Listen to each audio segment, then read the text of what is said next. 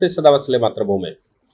हम लोग चर्चा करने जा रहे हैं। आपको याद होगा कि सीएए के प्रोटेस्ट के दौरान, इस समय सीएए संवैधानिक संशोधन लाया गया था, या मैं कहूँ कि सिटीजनशिप एक्ट में अमेंडमेंट लाया गया था, तो उस समय उस अमेंडमेंट में एक और बात जो सामने आई थी वो ये थी कि उसका प्रोटेस्ट करते समय सरकार को धमकियां दी गई थी, प्रधानमंत्री को धमकियां दी गई थी, और प्रदेश सरकार को धमकियां दी गई थी, और पुलिस पर सीधी फायरिंग की गई थी। पुलिस का मतलब उनका सिर्फ ये था कि अगर पुलिस के ऊपर गोली चला रहे हैं तो वो योगी आदित्यनाथ जी के ऊपर गोली चला रहे हैं।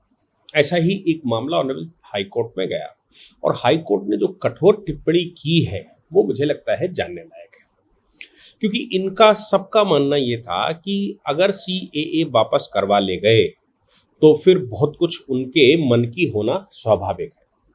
370 सॉल्व हुआ, राम मंदिर अभियान में राम मंदिर का निर्णय आया, ट्रिपल तलाक का निर्णय आया, तो ऐसा लगा एक समाज को कि ये पीछे पड़ी हुई सरकार है, जबकि सरकार 75 साल का 70 साल का जो गंदगी थी उसको साफ कर रही थी, कानूनी गंदगी को साफ कर रही थी। तो ऐसा बहुत सारी चीज़ें आ सकती हैं, या तो पार्लियामेंट में जाकर संशोधन किया जाए, लेकिन पार्लियामेंट में संशोधन करने के लिए इतनी मेजॉरिटी नहीं है। फिर जब कुछ नहीं होता, उस कानून में कोई अगर ऐसा नोक झोंक होता तो ये सब सोचते कि चलो हाई कोर्ट सुप्रीम कोर्ट से उसको सही करवा लेंगे, लेकिन कानून में कोई गड़बड़ नहीं थी। गड़बड़ तो दिमागों में थी, और दिमागों में गड़बड़ ये थी कि कैसे हिंदुस्तान पर कब्जा किया जाए, क्योंकि जिन्ना जो कर गया, जिन्ना ने जो पाकिस्तान लिया, वो तो सिर्फ उसका एक उद्देश्य था कि वो हिंदुस्तान पर कैसे शासन कर ले, कैसे हिंदुस्तान को फतेह कर ले। तो भूमि का एक टुकड़ा उसने माउंटबेटन से मांगा था, ये कहते हुए कि हम सेनाएं तैयार करेंगे, सिस्टमेटिक तरीके से तैयारी करेंगे और हिंदुस्तान को फतेह कर लेंगे युद्ध करके। लेकिन वो संभव हो नहीं पाया, क्योंकि वो आतंकवाद की खेती बोते रहे, लंबे समय तक चल तो गया, लेकिन मोदी जी के आने के बाद वो खेती पूरी हो नहीं सकती थी, ये निश्चित है। तो उनका कोई सलूशन निकल नहीं सकता था। अब क्या है, सीएए के संशोधन के दौरान जो पाकिस्तान से हिंदुस्तान में हिंदू वापस आए, वो जो रुक गए थे वो बाद में वापस आए, वो सभी को सिटीजनशिप देने की बात हमने कर ली कि भाई वो रह तो रहे, कोई 50 साल से रह रहा, कोई 40 साल से रह रहा, कोई 30 साल से रह रहा, कोई 12 साल से रह रहा, उनको भारत में हम नागरिकता देंगे। लेकिन सवाल ये था नहीं कि वो गलत था कि सही था। जैसे मैं अपनी घटना बताता हूँ, मैं उस समय सीएए के प्रश्नों पर जवाब देने के लिए देश भर में यात्राएं कर रहा था, जहां इंटेलेक्चुअल वर्ग बैठता था। इंटेलेक्चुअल से मतलब जो उनके पॉलिसी मेकर्स हैं, मैं कहता था कि आप हमसे बहस करिए। इसी प्रकरण में हम कोलकाता गए थे, जादवपुर यूनिवर्सिटी, क्योंकि वहाँ भी प्रोटेस्ट बहुत तेजी से चल रहा था। उनके प्रोफेसर्स को बुलाकर मैंने आह्वान किया था कि आप हमसे प्रश्नोत्तर करिए सीएए के दौरान। जब वो आधे घंटे में उनको लगा कि वो जीत नहीं पाएंगे, तो इशारे हुए और वो गो बैक करते हुए नारे लगाकर बाहर गए, और बाहर जाकर उन्होंने संख्या इकट्ठी कर ली और संख्या इकट्ठी करके देश को मैसेज देने की कोशिश करी कि ये लोग आए हैं, इसकी वजह से डिस्टर्बेंस हो रहा है, इसकी वजह से डिस्टर्ब कर रहे हैं, ऐसा उन्होंने आह्वान कर दिया, या ऐसा उन्होंने शो करने की कोशिश की। हमारी समस्या ये थी कि हम सेमिनार के अंदर थे, और सेमिनार में पार्टिसिपेट करते हुए, अपनी बात कहते हुए उनसे कह रहे थे कि आप प्रश्न पूछिए, मैं उसके जवाब दूंगा। जवाब नहीं थे, क्योंकि प्रश्न उनके पास थे ही नहीं। उनके पास प्रश्न ये थे कि मुसलमानों को क्यों नहीं भारत में निवासिता देंगे, भारत में सिटीजनशिप क्यों नहीं देंगे। आखिर पाकिस्तान अगर एक समुदाय विशेष के नाम से बना, तो उस समुदाय के लोगों को भारत में क्यों देंगे। तो फिर पाकिस्तान को ही भारत में मिला लीजिए, हमारा ये कहना था, या तो पूरा पाकिस्तान भारत में मिला लीजिए, बृहत्तर भारत बना दीजिए। और अगर नहीं कर सकते तो फिर केवल जो वहाँ माइनॉरिटी है, चाहे वो क्रिश्चियन हो चाहे वो हिंदू हो, जो माइनॉरिटी है उसको हम समायोजित करेंगे, क्योंकि 47 में हम उनको समायोजित कर लेते। आप अगर समायोजित करना चाहें तो आप हिंदुस्तान में रह रहे मुसलमानों को वहां समायोजित कर लीजिए, जैसे हमने किया, हमें क्या समस्या है।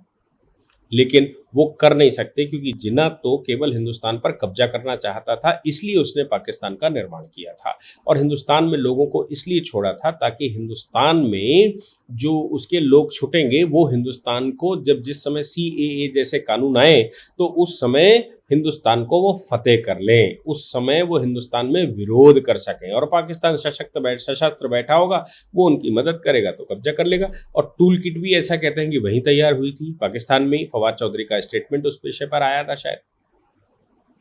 ये सब कुछ दिमाग में था। तो जो काम था वो ये था कि हिंदुस्तान को अपनी शक्ति दिखाना, जो उनके पास संख्या बल है उस संख्या बल को दिखाना और उसके माध्यम से हिंसा करना। अब हिंसा करी, हिंसा करने के बाद जब यूएपीए का कानून लगा, गिरफ्तारियां हुई, गिरफ्तारियां होकर जेल भेजे गए, तो अब इलाहाबाद हाई कोर्ट में क्वैश करवाने के लिए आए। इलाहाबाद हाई कोर्ट में धारा 482 सीआरपीसी के तहत ये मुकदमा लगाया गया कि साहब जो उस समय हुआ उसको क्वैश कर दीजिए। और मजे की बात है कि जो बेंच थी वो ऑनरेबल जस्टिस मुनीर की थी। ऑनरेबल जस्टिस मुनीर की बेंच में उम्मीद वो लोग कर सकते हैं, गलत तरीके से गलत सोच सकते हैं कि ऑनरेबल जस्टिस मुनीर उनको उनके मुकदमे को क्वैश कर देंगे। लेकिन ऑनरेबल जस्टिस मुनीर ने जो स्टेटमेंट दिया, उन्होंने कहा भाई 900 से 1000 लोग बहुत बड़ी संख्या में, जहां धारा 144 लागू हो, जहां मना किया गया हो, वहां इकट्ठे होकर आप मिर्जारुद्दीपुरा में जाकर बवाल कर दें, पुलिस की गाड़ी पर सीधी गोली चला दें, पुलिस पर सीधे बॉम्ब फेंक दें या उनको घायल कर दें, बुरे बुरे स्लोगन लगाएं, प्रधानमंत्री को गालियां दें, मुख्यमंत्री को गाली दें, सिस्टम को गाली दें, पुलिस के एडमिनिस्ट्रेटिव ऑफिसर्स के ऊपर आप हमला कर दें और आप अनलॉफुल असेंबली वहां पर करें। अब इनका कहना था कि साहब right to assembly is our fundamental right. तो उन्होंने कहा कि right to assembly fundamental right to assembly की आड़ में आप वो कुछ नहीं कर सकते कि आप वायलेंस फैलाएंगे। तो उन्होंने कहा कि ये जो राइट टू असेंबली है, ये राइट टू अनलॉफुल असेंबली नहीं है, वो पूरा शब्द है राइट टू लॉफुल असेंबली। तो क्या आप वहां पर राइट टू लॉफुल असेंबली के लिए थे या राइट टू अनलॉफुल असेंबली के लिए थे? तो अनलॉफुल असेंबली तो हो ही नहीं सकती। जहां 144 लागू हो वहां पर आप इकट्ठे होंगे का मतलब ये हो गया कि ये अनलॉफुल असेंबली है। अनलॉफुल असेंबली के किसी व्यक्ति को कैसे छोड़ा जा सकता है? तो राइट टू प्रोटेस्ट आपका राइट हो सकता है। उन्होंने कहा राइट टू प्रोटेस्ट के नाम से आप सब कुछ नहीं कर सकते। राइट टू प्रोटेस्ट के नाम से आप एडमिनिस्ट्रेशन को गालियां नहीं दे सकते, एडमिनिस्ट्रेशन को डिस्टर्ब नहीं कर सकते, आप उनके ऊपर घुम में पत्थर नहीं फेंक सकते, इलीगल वेपन लेकर नहीं जा सकते। आप वहां इलीगल वेपन लेके गए हो, आप वहां पर गुम्बे चला रहे हो, पुलिस के ऊपर आपने हमले कर दिए, वहां पर आगजनी कर दी, ये कौन सा राइट टू असेंबली है, राइट टू प्रोटेस्ट है? कोर्ट ने कहा कि ये जो 44 लोग सीधे जिनके खिलाफ चार्जशीट लगाई गई है, 55 लोग वो अन्य लोग हैं जो अभी भगोड़े हैं, जो अभी मिल नहीं रहे हैं, ऐसे लगभग 100-110 लोगों को उस केस में पुलिस ने नामजद किया था। ये लोग हाई कोर्ट में क्वैश करवाने गए। हाई कोर्ट ने कहा 482 की पावर का इस्तेमाल अनलॉफुल असेंबली के लिए नहीं किया जा सकता। राइट टू प्रोटेस्ट का मतलब ये बिल्कुल नहीं है कि राइट टू अनलॉफुल प्रोटेस्ट। आप right to protest, right to assembly का अधिकार है। आप इकट्ठे होकर ज्ञापन दीजिए, इकट्ठे होकर अपनी वार्ता कीजिए, इकट्ठे होकर अपनी बात कह लीजिए। इतनी बात स्वीकार की जा सकती है, इससे ज्यादा स्वीकार नहीं की जा सकती। इसलिए ऑनरेबल हाई कोर्ट ने इनकी एप्लीकेशन को डिसमिस किया और ये कहा कि नहीं, केस तो चलना ही चाहिए, आपको वहां पर जवाब देने पड़ेंगे कि आप वेपन्स क्यों लेकर गए, आपने आगजनी क्यों मचाई, आपने पुलिस के ऊपर हमले क्यों किए। और पुलिस ने ही, चूंकि एफआईआर कंप्लेनेंट भी पुलिस है, जिनकी जान बच गई वो कंप्लेनेंट है, इसलिए इस मामले को क्वैश तो बिल्कुल नहीं किया जा सकता। जय हिंद, जय भारत, वंदे मातरम।